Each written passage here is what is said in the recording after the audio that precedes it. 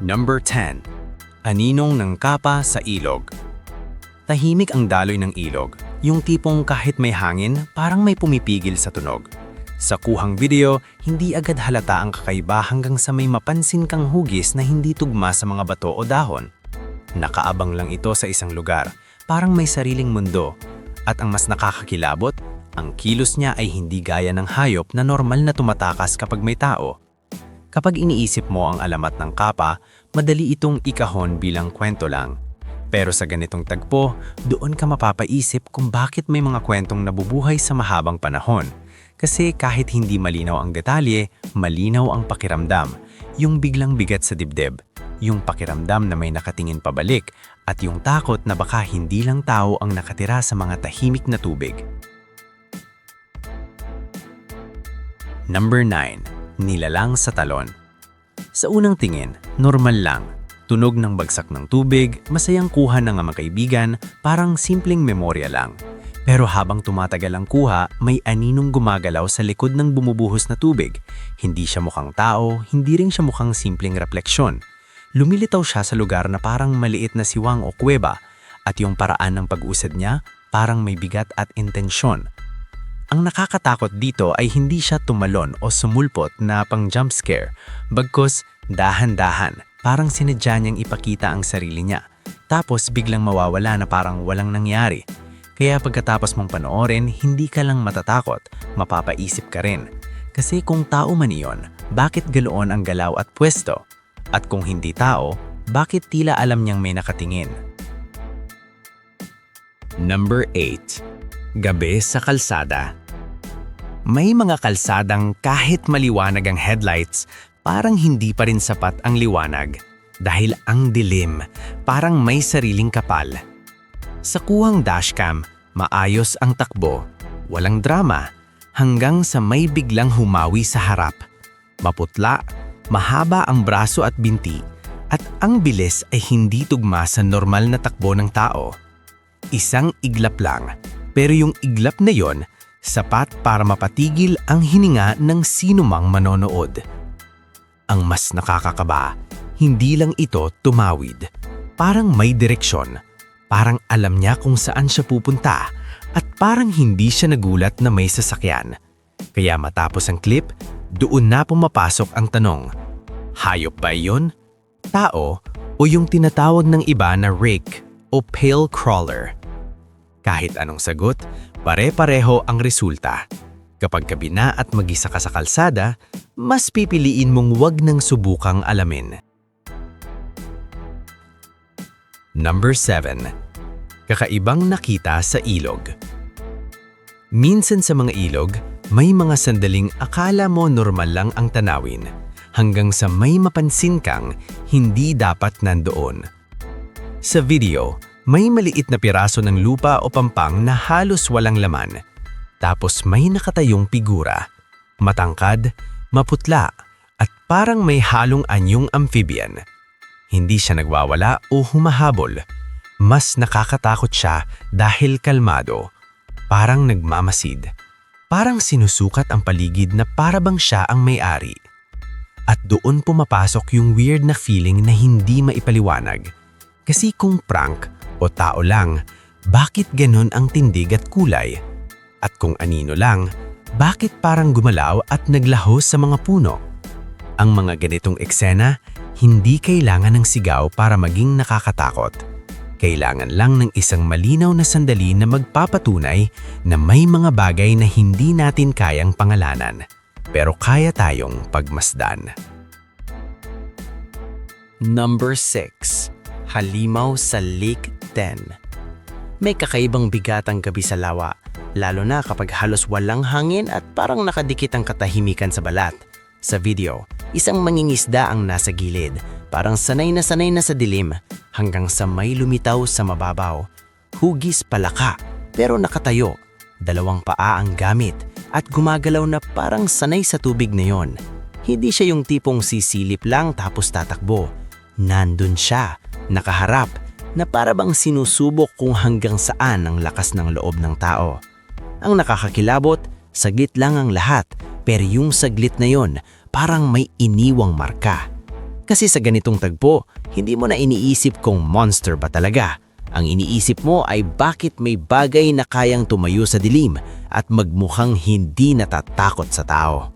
At kapag umatras na siya pabalik sa tubig, mas lalo kang mapapaisip, ano yun? Hayop na hindi pa natin kilala? O isang bagay na matagal nang nakatira sa lake na yan at ngayon lang nasilip? Number 5. Engkwentro sa gubat. Ang gubat kapag tahimik may sariling tunog, yung parang may kumikilos kahit wala kang nakikita. Sa kuha, isang hiker ang nasa malayong trail at biglang may dalawang maliit na nilalang na lumitaw malapit sa daan. Mukha silang may lumot o dumi sa katawan, pandak, at ang mga mukha parang hindi mo maipapaliwanag kung hayop ba o kung anong klase ng tao na hindi dapat umiral. Mas lalong nakakagulat kasi parang may pinagtatalunan sila, parang may hinihila o ipinag-aagawan sa lupa na parang may sariling mundo at sariling away. Ang pinaka-weird, nang mapansin nila ang presensya ng tao, hindi sila nag-ingay o nagpakitang gilas, nag-freeze sila sandali, tapos mabilis na nawala sa mas malalim na bahagi ng kagubatan. Walang habulan, walang malinaw na ending, kaya mas tumitindi ang takot. Kasi kung ordinaryong hayop lang, bakit ganon ang reaksyon na parang nahuli sa isang lihim? At kung hindi hayop, mas nakakatakot ang tanong. Ilang beses na kayang may tumitingin sa atin sa gubat, pero hindi lang natin napapansin. Number 4. Nilalang sa baybayin. May mga baybayin na kapag tahimik ang alon mas nakakakaba kasi doon mo mararamdaman na ang dagat parang may tinatago. Sa video, mga mangingisda ang humihila ng lambat, normal ang galaw hanggang sa may sumabit na maputlang figura. Sa una, mukha lang siyang taong naligaw o lumubog, pero habang mas lumalapit ang kuha, doon lumalabas yung hindi tugma, yung hugis ng katawan, yung kakaibang mukha at yung tunog na inilalabas niya, matalas at hindi pangkaraniwan na parang hindi siya humihingi ng tulong, kundi nananakot. Ang mas nakakatindig balahibo, iba-iba ang interpretasyon ng mga nakakita. May magsasabing sirena, may magsasabing unknown na hayop, may magsasabing panluloko lang. Pero kahit anong paniniwala mo, may isang bagay na mahirap itanggi. May mga sandaling kapag may nahuli ka sa lambat, hindi mo nagugustuhing alamin kung ano talaga. Kasi kapag napatunayan mong iba nga iyon, baka sumunod na ang takot sa'yo pauwi. Number 3. Misteryo sa gilog. May mga ilog na sa umaga, parang napakabait tingnan. Pero kapag may kakaibang tunog sa ilalim ng tubig, biglang nagbabago ang mood. Sa video, isang mangingisda ang naglalambat, kalmado at walang inaasahang kakaiba, hanggang sa may marinig siyang parang pag-ungol o pagbula na hindi normal. Pagyuko niya at pag-angat ng kamera, may dumaan na madilim at madulas na anyo sa ilalim, mabilis, tahimik at parang sinadya niyang magpakita sa isang saglit lang bago tuluyang mawala. Ang nakakatakot dito ay yung walang bakas. Walang malakas na alon, walang malaking splash, walang malinaw na paliwanag. Parang may dumaan lang na hindi dapat nakikita. At kahit bumalik pa siya para hanapin, normal na ulit ang ilog na para bang pinapaalala na hindi lahat ng misteryo gusto magpahuli. Minsan, sapat na yung isang silip para guluhin ang isip mo dahil habang tumatagal, mas lumalakas ang kutob na may mga bagay sa ilalim na mas pinipiling manatiling lihim. Number 2. Multong tubig. May mga lugar na kahit wala kang nakikitang kakaiba, ramdam mong mali ang hangin. At sa video na to, ganoon ang pakiramdam mula umpisa. Isang trail camera ang nakatutok sa madilim na bahagi ng ilog at sa una puro itim lang na tubig at konting kislap ng liwanag ang makikita. Pero kalaunan, may dalawang ulo o anyong parang ulo na unti-unting umaangat sa ibabaw. Hindi mabilis, hindi agresibo, kundi sobrang tahimik na para bang alam nilang mas nakakatakot ang hindi gumagalaw kesa sa biglang pagsulpot. Ang mas nagpapabigat sa eksena ay yung konteksto ng mga kwento sa lugar, mga bulong-bulungan tungkol sa nawawala, sa lumang paglunod at sa mga espirito na umano'y nakatira sa tubig.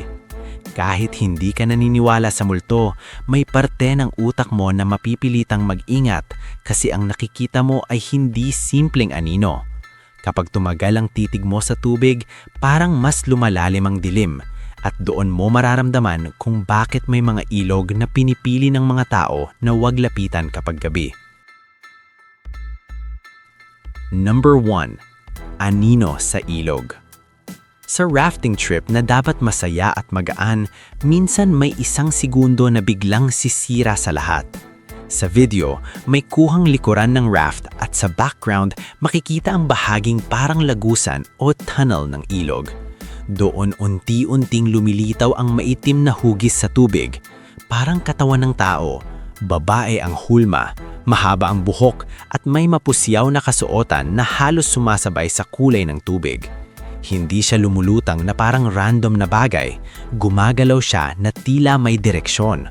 Papalapit at doon nagsisimulang umatras ang sikmura mo.